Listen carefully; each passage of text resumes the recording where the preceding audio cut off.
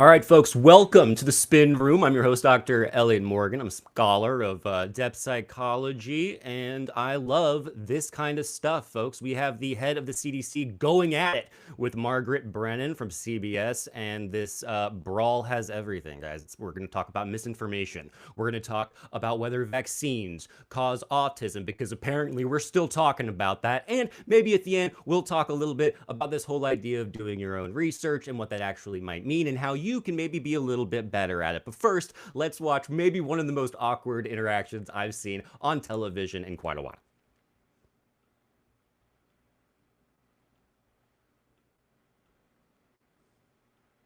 You were down in Atlanta this past week. This is 1 year since that horrific shooting at CDC headquarters.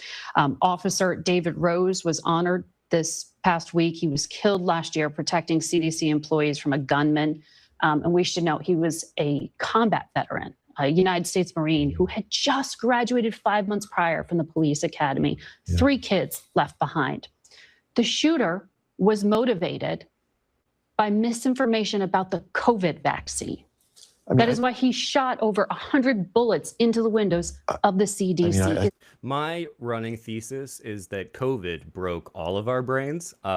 Mine too, I think. Like, I consider myself among the broken in more ways than one these days. But really, like, all of us. And I think it's been a really tough time for people, especially because COVID happened at a time of mass media when there's a lot of confusion. And I think it's really important that we accept the fact that this misinformation, I don't believe was entirely due to COVID. I think it's going to continue to happen for the foreseeable future, which is a little depressing, but there are ways around it, which we'll get to in a little bit. There's enough being done to counter this kind of misinformation. I mean, I should start with, I got to talk with Officer Rose's wife a few months back. Well, one of the first things I did is to honor him and his sacrifice in protecting the people that work at the CDC, the amazing people who work at the CDC, was we renamed the street that leads into the CDC after him. And it was a really nice event.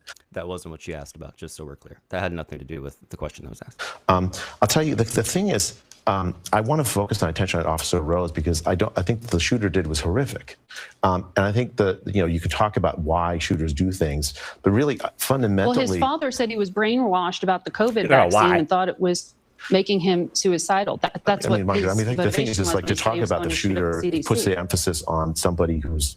Look at that body language. You see that? The adjusting in the seat. I mean, I was kind of mirroring him, but that's a good sign. You know, someone's comfortable when they start going like that.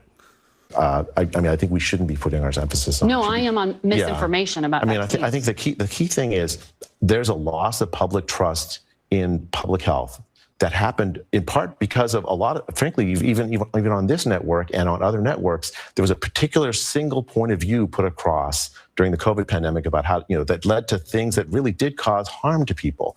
So I think that he's partially true, or like partially correct here, like because the COVID era, I would say, was not something we should look back on as an example of really great communication by those in power. That said, that's a slightly different take, maybe a little bit more nuanced than saying, oh, there was one view. Now, it did cause social division that I think we're still experiencing. But this also sounds like the classic, well, when you're in doubt, just blame Biden. The school closures is probably the number one thing this is not a productive line of claims. We covered COVID in depth on this program like no other Sunday show did. I'm not blaming you specifically. What I'm saying is you want to talk about misinformation. The kinds of decisions and sort of the public sort of face of public health during the pandemic led to many people losing trust in public health. The Trump administration officials. No, I mean like Biden. So Biden, for instance, the censored pandemic me. began under the Trump administration. But just so we're clear, the Biden administration censored me. Right? They sent out direct attacks on people who disagreed on the COVID, on sort of whether the COVID vaccine stopped it. RFK Jr. called the COVID vaccine the deadliest vaccine ever made. That is misinformation, and we're not being clear about that. And I think that is dangerous. People lost Wouldn't their you jobs, agree? Margaret, because So that's called moving the goalpost. And also, this was one of the most widely distributed vaccines, maybe the most widely distributed and the quickest done. We would be tripping over dead bodies right now if this vaccine had actually been as dangerous as it is purported to be. It's also, there's been plenty of studies, and it also was dispersed globally. I think that there's a little bit of tacit or unconscious American exceptionalism going on here a lot of the time, because we have a tendency in this nation to think that we're like the only people on earth. And so we look at COVID through this very United States and United States only lens without realizing or remembering that actually it was a novel coronavirus. It was a pandemic that the entire world was figuring out together, and there were definitely mistakes made. I think that the opposite extreme example, this is where I get real like enlightened centrism, the other end of like, no, we actually did everything perfectly, I don't agree with at all. But at the same time, using this as a linchpin to, I would say, distract right now when it's been so many years since then, when you're going after Fauci, maybe a little bit excessive, but let's see how crazy this gets. The Biden administration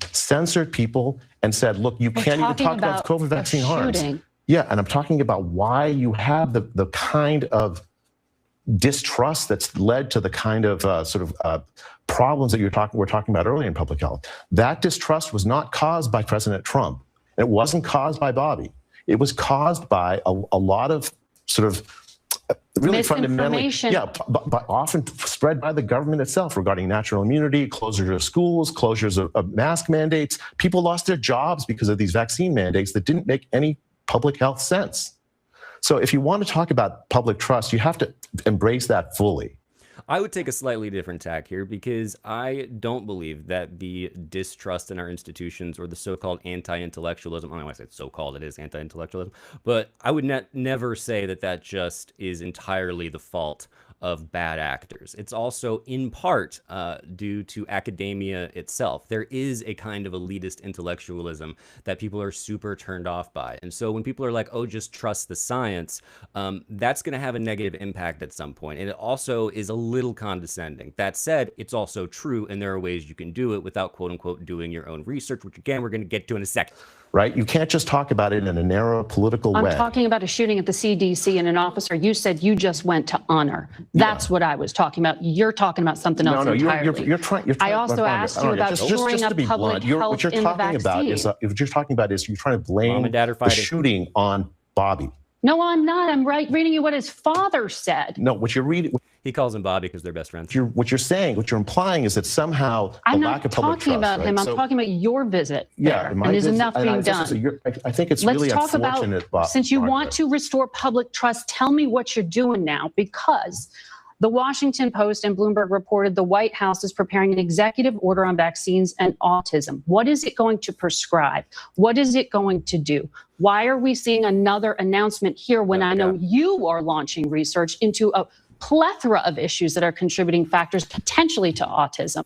So the idea that vaccines are linked to autism goes back to one study from like the late 1990s that was later retracted because it was found to be fraudulent, and the guy who did it had to get his medical license revoked. So since then, there have been millions and millions and billions and trillions of other studies, of people, and none of them have found a single link between vaccines and autism. That doesn't mean that there's not confusion as to why autism is so much more prevalent these days, but there's a multi-layered thing going on here. There's more than one reason, and none of the potential reasons are considered right now by scientists to be linked to vaccines. Just so we're very clear here. It's kind of, and I might be misremembering, but I feel like a decade ago, the anti-vaccine movement was considered to be the most fringe belief you could possibly have, up there with like flat earth level stuff. And now it's become part of the mainstream. And I think that there's one way you can handle that is to point the finger at the other side of the aisle. And the other way is you can point the finger at yourself and go, actually, maybe we did a bad job of communicating what was going on during that time. And we can learn from that, which is good. Now they're just doing the exact same thing, though. They're going and blaming the other side. And then the reason they're blaming them is because they felt like they were being blamed in the first place. So it's like a not us, it's you thing. And it's a little immature, but I'm enjoying this very much. Why would the White House be saying only look at this thing? Well, I mean, we'll have to ask Because the that president is about specifics of going the to- executive order. I'll tell you what Do you think we're that's doing. restoring trust in vaccines? The purpose of you can ask the president about the executive order, but I'll tell you what the focus You of the don't know president has about the been. executive order? I won't be able to tell you specifically what's on it because I don't think it's done yet, but you can ask the president about it. What I can tell you is that the president cares deeply, as does Bobby, about the rise in autism. I know you do as well. There's so many families around the country that have had, have faced the issues of this. And right? they want real information. And so I, as NIH director, have been focused on making sure that we have science that addresses that very complicated question about why we've seen a rise in autism. It's not going to be a simple answer. Last year, I authorized something called the Autism Data Science Initiative. That we're going to have a big sort of early sort of results from it in a couple of weeks from the dozen and more scientific teams that have been funded to look at this, with a mandate of thinking very broadly, not just genes, not just environmental exposures, but potential interactions. We don't know. If you ask me as a scientist, do I know why we've seen this rise in autism? I'll tell you, I don't know the answer to that question.